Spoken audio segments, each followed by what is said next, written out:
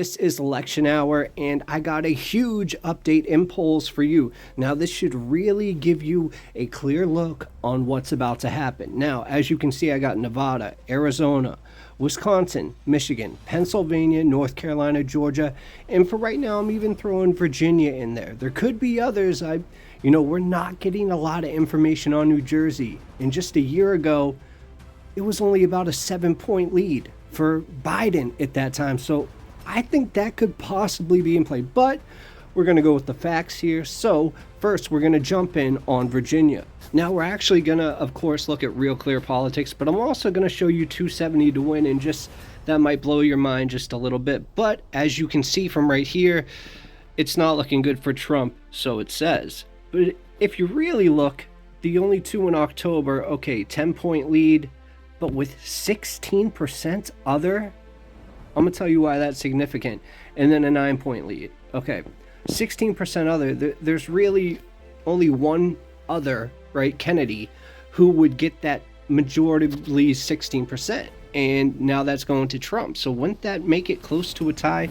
Moreover, as we go down to some of the crosstabs in these, and these are just basic crosstabs. These aren't even like deep. But if you look at right here, the University of Mary Washington. Okay, that was what, like 3 weeks ago, and it has Trump up by 1, Kennedy with 2%. So that really means Trump up by 3.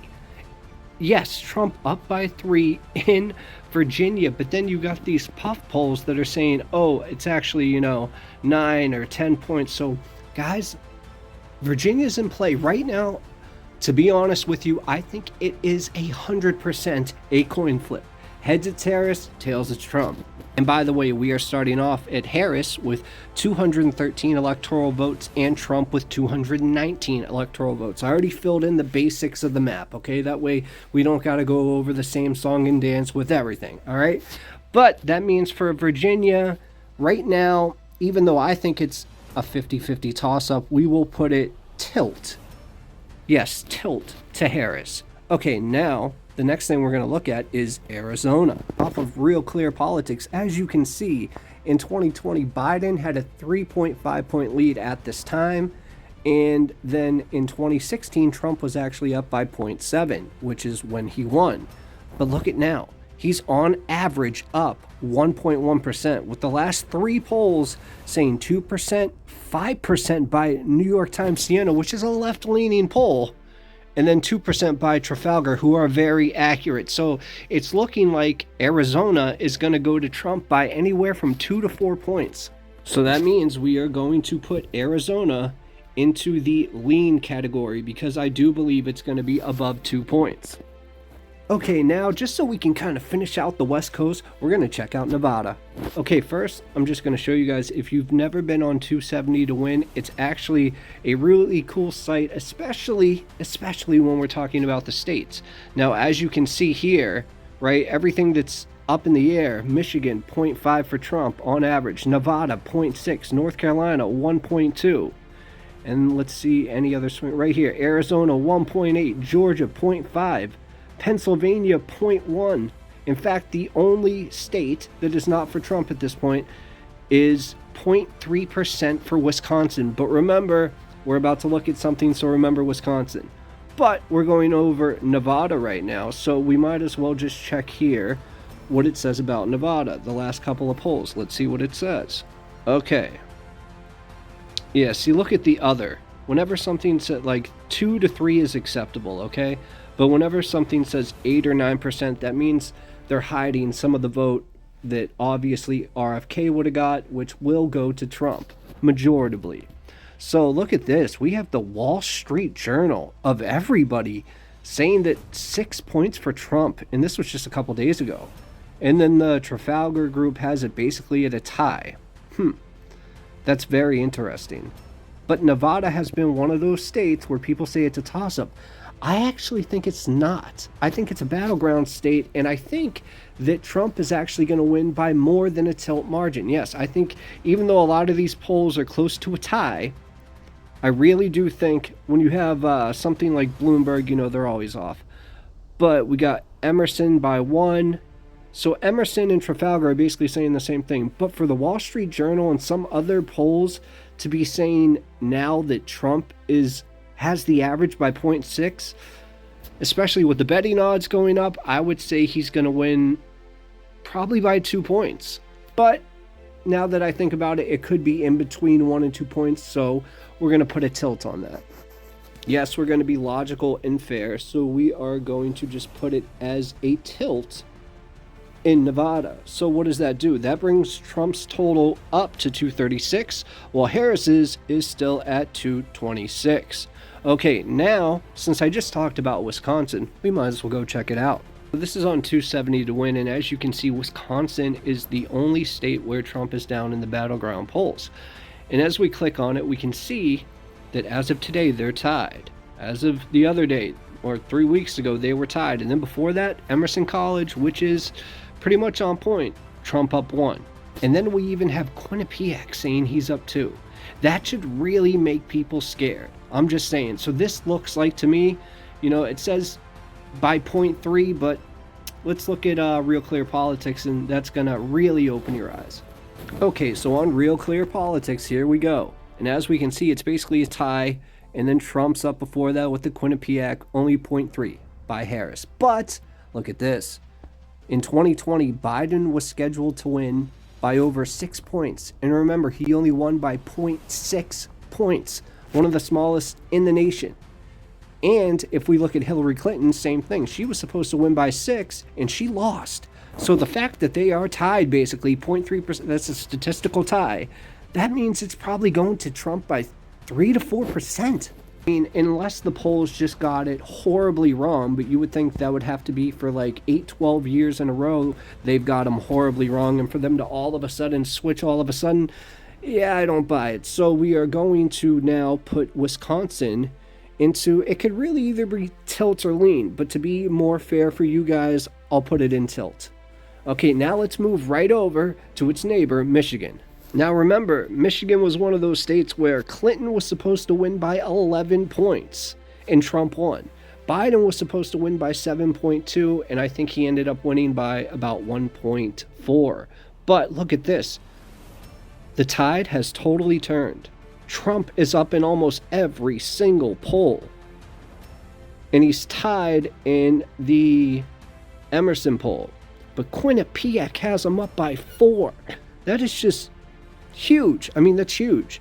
Trafalgar, very impressive pollster. They have him up by 2. So I would say he's going to win Michigan at this point by 2 to 4 points. That's incredible. Okay, so if we just take that data and we just say 2 to 4 points, that's a lean margin. And right now, look at Trump. 261 to Harris's 226. Okay, this is getting intense. So where should we go next? I say we just do it. We go to, you know what? No, we'll go to North Carolina. That was the one I was the most worried about just because of the storm and everything that's been happening. But take a look now where North Carolina is. Are you ready? Okay, well, look at this.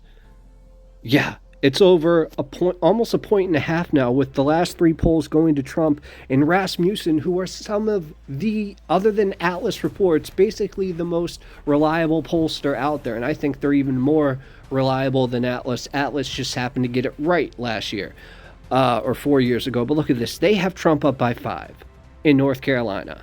And then Trafalgar has it up by 2. So that means Trump is going to win North Carolina by 2 to 5 points. That is huge. So as we now go fill that in for Trump, 2 to 5 points, a lean margin.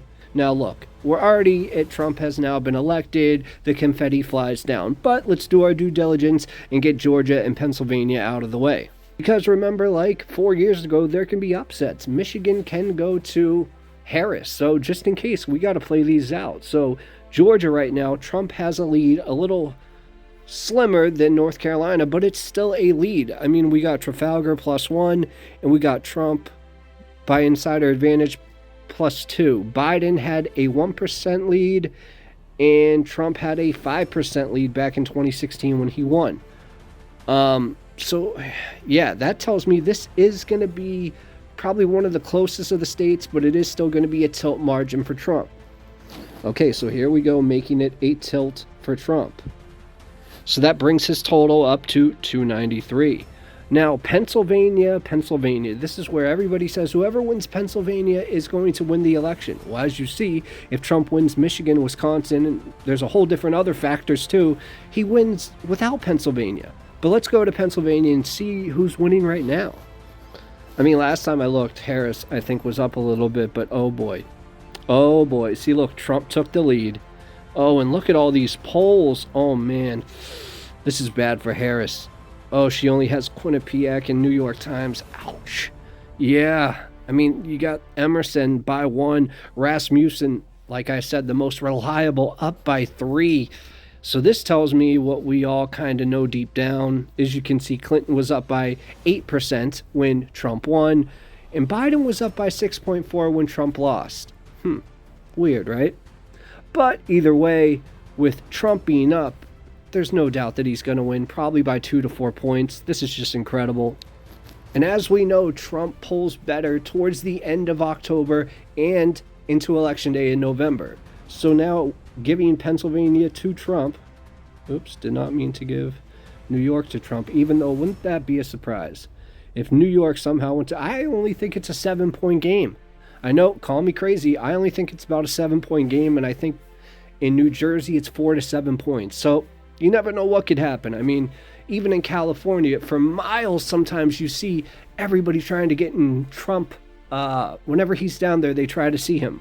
But Kamala Harris, she doesn't seem she has that enthusiasm. But with Pennsylvania being taken by Donald Trump, just like in 2016, he has a total of 312 to 226. And if you've seen any other people who break down, you've probably seen the same number, right? 312. So, I mean, if you're a betting person, that's what, 86 points? I think this is the most steady look at what could happen. But like I said, Virginia, in my opinion, a clear toss-up. And, you know, something's telling me about New York and New Jersey, it's going to be a lot closer than we think. But, you know, I don't want to waste too much of your time, but 99.9% of you guys have not subscribed because it's a new channel. So please hit that subscribe button, hit that like button, and I'll give you an update soon once we have an update. Hope you guys are doing great, but remember, polls are that. They're just polls. I've never got introduced to a poll. Have you? Have you ever been called for one? Nope. So that's why they're not totally trustworthy, but if they are any indication from years past, Trump will win. See you guys later. This is Election Hour. Cheers.